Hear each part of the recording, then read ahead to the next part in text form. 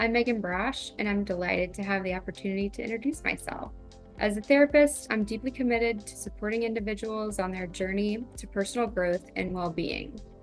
When I'm not in the therapy room, you can find me indulging in some of my favorite hobbies. I have a passion for reading, which allows me to explore different perspectives and ideas. I also love spending time outdoors, whether that means camping under the stars or just enjoying nature. Most importantly, I enjoy and cherish moments spent with my family. They're my greatest source of support and inspiration. Outside of work, these activities help me stay balanced and rejuvenated, enabling me to bring my best self to my clients. As a therapist, my specialties include supporting individuals navigating life transitions, coping with grief and loss, navigating the impacts of trauma, and managing the challenges associated with the new diagnosis of ADHD. My focus on helping clients find clarity and resilience during times of change, offering compassionate guidance through their emotional journeys. I work with clients of various ages and backgrounds, mostly between the ages of 15 to 65, which is pretty broad, tailoring my approach to meet their unique needs and experiences. My professional background includes extensive experience in these areas, allowing me to provide effective, personalized support to those facing these significant life challenges. Between therapy sessions, there are several proactive steps you can take to continue making progress in your recovery or personal development. Practice skills learned in therapy. Implement the techniques or coping strategies discussed during your sessions. For example, if you've learned cognitive behavioral techniques for managing anxiety, practice these techniques regularly. Keep a journal. Document your thoughts, feelings, and experiences. Develop a self-care routine.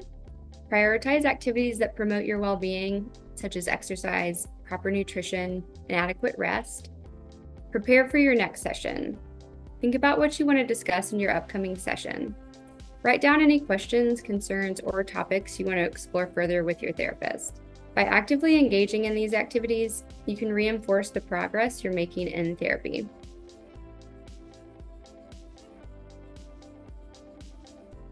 Maintaining sobriety can be tough, but definitely manageable with the right strategies.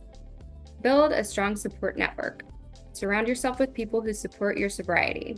Regularly connect with them to share your progress and seek advice or encouragement when needed. Establish a routine. Create a daily schedule that includes time for work, self-care, exercise, and relaxation.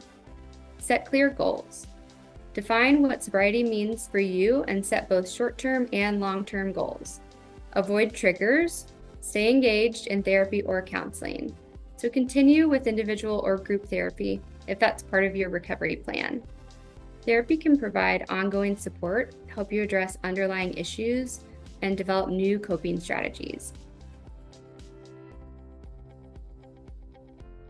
Communicating effectively with loved ones about struggles can be challenging, but is crucial for building understanding and support.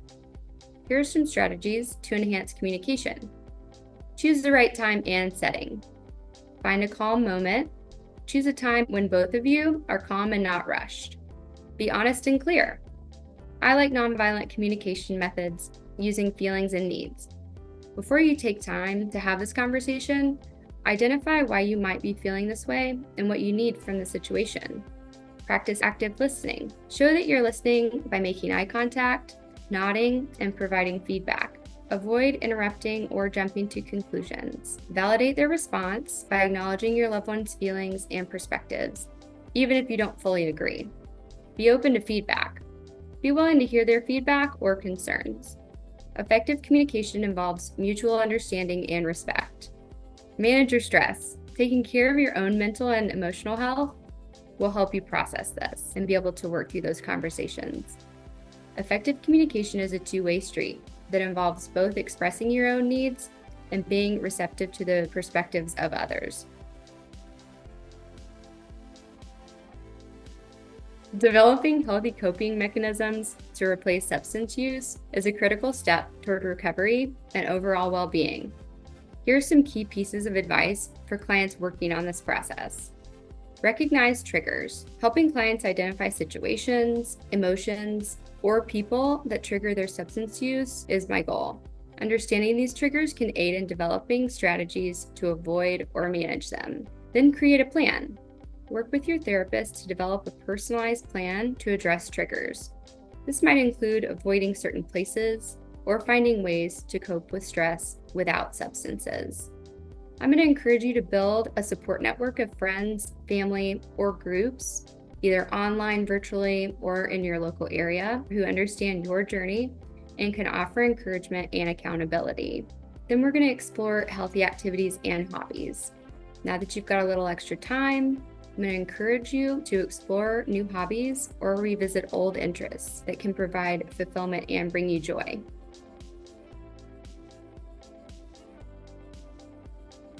Dealing with intense grief can be profoundly challenging, and coping mechanisms can provide support to help you navigate your emotions. So engaging with a therapist who specializes in grief counseling can offer guidance, validation, and coping strategies tailored to your needs. Joining a support group could allow you to connect with others who have experienced similar losses, practicing self-care, developing a healthy routine, journaling, and other creative outlets. So you might be encouraged to write about your feelings, memories, experiences related to the loss. This can be a therapeutic way to process grief. Engaging in creative activities like painting, drawing, or crafting to express emotions might be hard to verbalize. So doing that in a creative way can help process your emotions. Developing personal rituals to honor the memory of a loved one or the significance of the loss, such as lighting a candle or visiting a special place, can be really helpful along the way. Reaching out, sharing stories, and talking to another person might be really helpful as well. Sharing stories can help in processing and keeping their memory alive.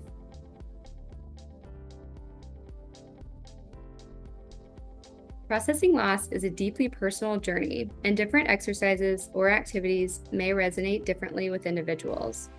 However, here are some specific exercises and activities that can help clients process grief and loss.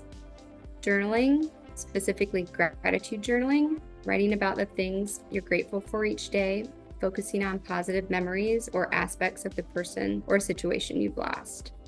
Letter writing, encouraging letter writing to the person you've lost, expressing your feelings, memories, or any unresolved thoughts.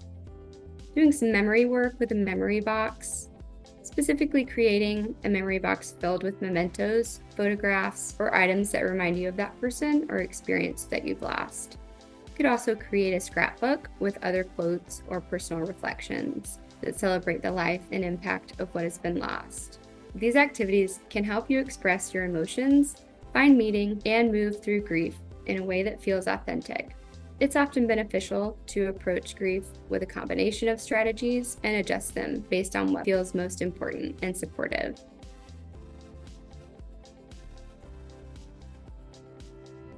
Managing impulsivity and hyperactivity can be challenging. Impulsivity, specifically, you can pause and reflect. We can use the pause strategy, where you might take a moment to think before acting. Techniques like counting to 10 or deep breathing can help create this pause. We might also implement a stop and think card. Carrying a card with reminders or questions like, is this the best choice? Or what are the consequences? Can help prompt self-reflection before acting impulsively. Setting up routines and establishing consistent routines can reduce the need for spontaneous decision-making and provide structure.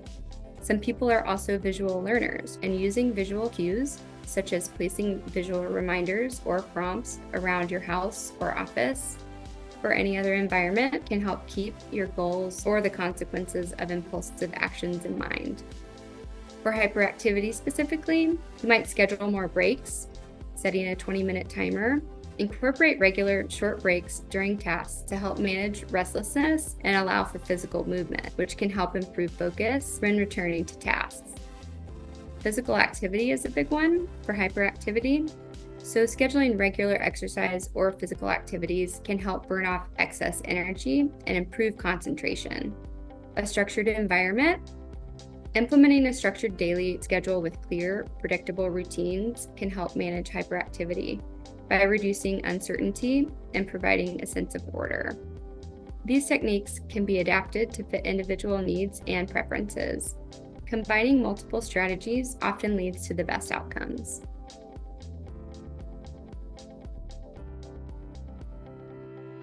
Each person with ADHD is so different. It might be helpful to try out a few of these to see which one works for you. Something like Google Calendar or even a paper calendar, maybe both. A time timer is another helpful tool, a visual timer that can help manage time better by showing how much time is left for a task. This can be particularly useful for breaking tasks into manageable chunks. There is an app called Forest, which helps with focus by growing a virtual tree when you stay off your phone. It's a simple yet effective way to reduce distractions and stay on task. Microsoft To Do integrates with other Microsoft products and offers features like reminders, recurring tasks, and lists. One of my most helpful resources has been Eating That Frog, is what I like to call it. So in the morning, you make your list of your 3 most important things to do, and you do the hardest one first. Notion is a flexible workspace that combines notes, tasks, and calendars. You can create custom templates to fit your needs, which can be helpful for managing different types of information. Evernote is ideal for note-taking and organizing information in a way that's easy to search and access later. You can also use it to keep track of tasks and deadlines. I would encourage you to get to know your learning style.